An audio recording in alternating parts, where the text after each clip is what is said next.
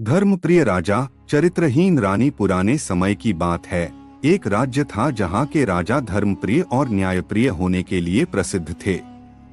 उनकी प्रजा उन्हें भगवान की तरह पूजती थी। राजा धर्मपाल हमेशा सत्य और धर्म का पालन करते थे, लेकिन उनकी रानी चंद्रलेखा अपने सौंदर्य और चालाकी के लिए कुख्यात थी। राजा ने चंद्रलेखा से प्रेम विवाह किया था, परंतु रानी का व्यवहार बदलने लगा। वह दिखावे में रहकर अपने निजी स्वार्थ के लिए षड्यंत्र रचने लगी। राजा के दरबार में यह चर्चा आम थी कि रानी का आचरण उचित नहीं है। रानी का गुप्त राज रानी चंद्रलेखा रात में महल के गुप्त मार्ग से कहीं जाती थी। जब राजा को इसका पता चला तो उन्होंने गुप्तचरों को उसके पीछे लगाया। गुप्तचर ने राजा को बताया कि रानी किसी अज्ञात व्यक्ति से मिलने जाती है। एक रात राजा ने खुद रानी का पीछा किया। वह देखकर चौंक गए कि रानी एक सुनसान जंगल में एक रहस्यमय तांत्रिक से मिल रही थी। तांत्रिक ने रानी को आश्वासन दिया कि वह राजा को हटाकर उसे राज्य की रानी बना देगा। राजा ने अपनी धर्मप्रियता का पालन करते हुए रानी को रंगे हाथ पकड़ लिया।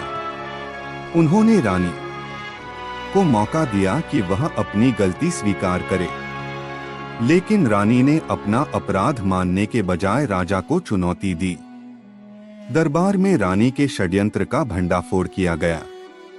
प्रजा और मंत्रीगण के सामने सबूत प्रस्तुत किए गए।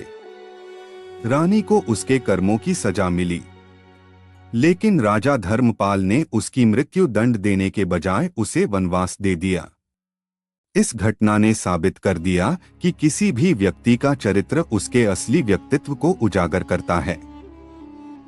राजा ने अपने धर्म और न्याय से राज्य में विश्वास बनाए रखा। कहानी का दूसरा भाग रानी चंद्रलेखा का वनवास। वनवास की सजा पाकर चंद्रलेखा अपने अपमान से आहत थी।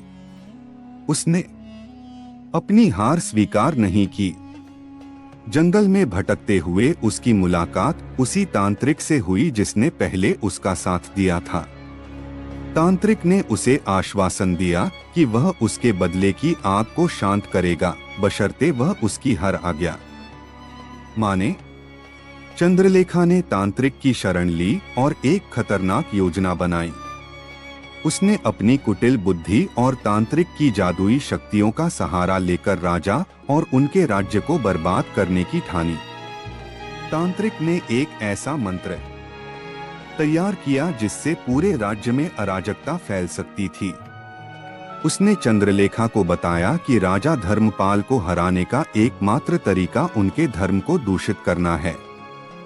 इस योजना के तहत चंद्रलेखा ने गुप्तचरों और तांत्रिक के अनुयायियों को राज्य में भेजा, जो राजा के खिलाफ अफवाहें फैलाने लगे।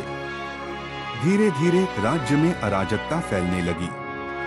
प्रजा के बीच राजा के फैसलों को लेकर संदेह पैदा हो गया। राजा को यह महसूस हुआ कि कोई उनके खिलाफ षड्यंत्र रच रहा है। उन्होंने अपनी गुप्तचर सेना को सक्रिय किया और इस संकट की जड़ तक पहुंचने का आदेश दिया। इस दौरान राजा ने अपना धैर्य नहीं खोया। उन्होंने राज्य में घूम घूम कर प्रजा का विश्वास जीतने की कोशिश की, लेकिन अफवाहों और षड्यंत्रों के जाल में फंसकर प्रजा के कुछ हिस्से ने राजा का विरोध शुरू कर दिया। राजा के सबसे विश्वसनीय गुप्तचर सेनापति अजय ने खोजबीन के बाद चंद्रलेखा और तांत्रिक की साजिश का पर्दाफाश किया। उन्होंने राजा को बताया कि चंद्रलेखा और तांत्रिक ने राज्य के मुख्य जलाशय में विष फैलाने की योजना बनाई है, ताकि राज्य में त्राहि मच जाए। राजा धर्मपाल ने अपनी सेना संगठित की और स्वयं जंगल में जाकर चंद्रलेखा और तांत्रिक का सामना किया। वहां एक भीषण युद्ध हुआ। तांत्रिक ने अपनी काली शक्तियों से राजा पर आक्रमण किया, लेकिन राजा ने अपने धर्म और साहस के बल पर तांत्रिक को हराया। चंद्रलेखा ने अपनी हार देखकर राजा से माफी मांगी, लेकिन राजा ने स्पष्ट कर दिया कि धर्म और सत्य के साथ धोखा करने वालों को कोई क्षमा नहीं मिलती। तांत्रिक को दंडित किया गया और चंद्रलेखा को 2 हमेशा के लिए वन में अकेले जीवन बिताने की सजा दी गई।